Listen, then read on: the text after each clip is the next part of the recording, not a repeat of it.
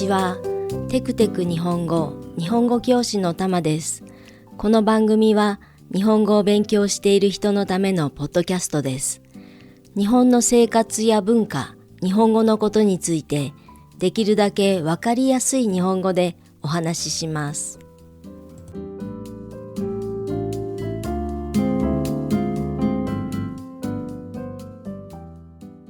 皆様、ご機嫌いかがでしょうか？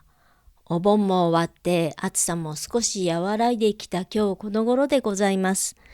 和らいだといっても日中昼間はまだまだ暑いですけれど、朝晩はもうエアコンいらないです。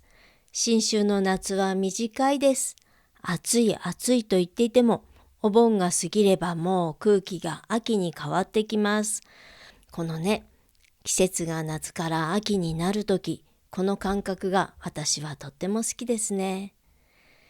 今日はちょっと子供の頃の夏休みの思い出をお話ししてみようかなと思います。ちょっと雑談っぽく気楽にだらだらと喋ってみようかなと思います。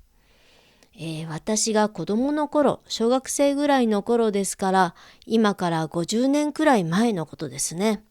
私は東京生まれ、東京育ちなんですが、母親の実家、母親が生まれた家が長野県の北の方の山の中にありました。それで毎年夏休みにはその実家に行って2週間くらいかな、そこで過ごしていました。ちょうど同い年、同じ学年のいとこがいて、一緒に遊んだり勉強したりしていました。実家には母親の母親、私のおばあさん、それから母親の姉、私のおばさんがいて、その子供たちもいて、そうですね、多い時は全部で10人くらいその家に住んでいました。なので今思えば母親にとって自分一人で子供の世話をしなくていい環境だったんでしょうね。私はいとこたちと一緒に畑仕事を手伝ったり、川に泳ぎに行ったり、夏休みの宿題を一緒にやったりしていました。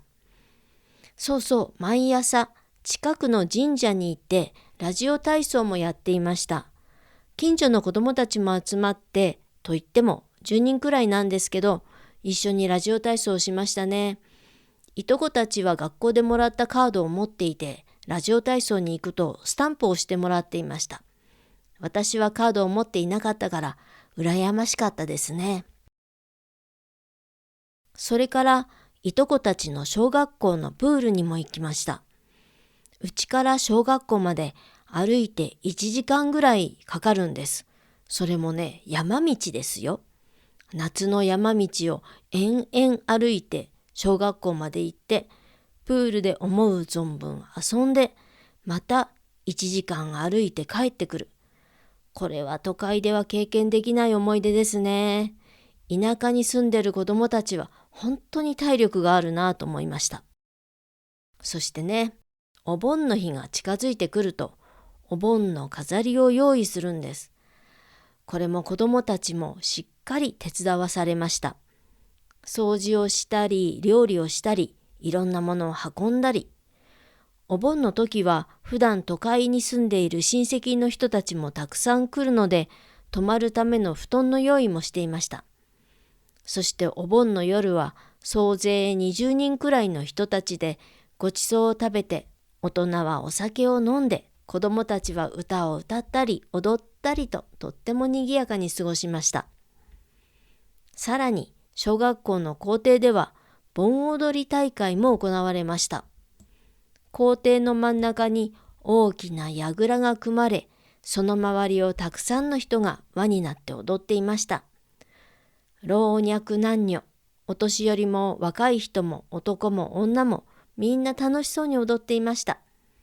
私たちも浴衣を着て汗だくになって踊りました。学校の近くの道にはずらーっと屋台が並び、おもちゃやお菓子、服や靴などいろいろなものが売られていました。子供たちは特別にお小遣いをもらってアイスを買ったりおもちゃを買ったりできたのも楽しみでした。盆踊りの音楽が大音量で流れて、提灯が明るく光って、お祭りの独特の雰囲気にワクワクしました。最後に盛大に花火が打ち上げられ、花火が終わると、ああ、夏ももう終わるんだなぁと、子供心に少し寂しさを感じたものです。母親の実家は農家だったので、畑で野菜をたくさん作っていました。夏の野菜といえばトウモロコシ。トウモロコシは畑で収穫してから茹でるまでの時間が長いと、どんどん甘みがなくなっちゃうんです。だから畑に行く前に台所で大きい鍋にお湯を沸かしておいて、それから畑に行ってトウモロコシを取ります。畑で皮を剥いてから家に持ち帰ってすぐに茹でる。なのでもうめちゃめちゃ甘いんです。これはトウモロコシの一番贅沢な美味しい食べ方だと思います。それからスイカ。大きいスイカは冷蔵庫に入らないので、井戸の水で冷やします。キンキンに冷えたスイカを縁側で種を飛ばしながら食べる。暑さでほてった体がスーッと冷えていく気持ちよさ。50年経った今でもその感覚を思い出しますね。いやー、いろいろ懐かしいです。今の子供たちはどんな夏休みを過ごしているんでしょうね。こんな風な田舎の夏を体験するのも面白いかもしれないですね。はい、今日は夏休みの思い出、私の50年前の夏休みの思い出についてお話ししてみました。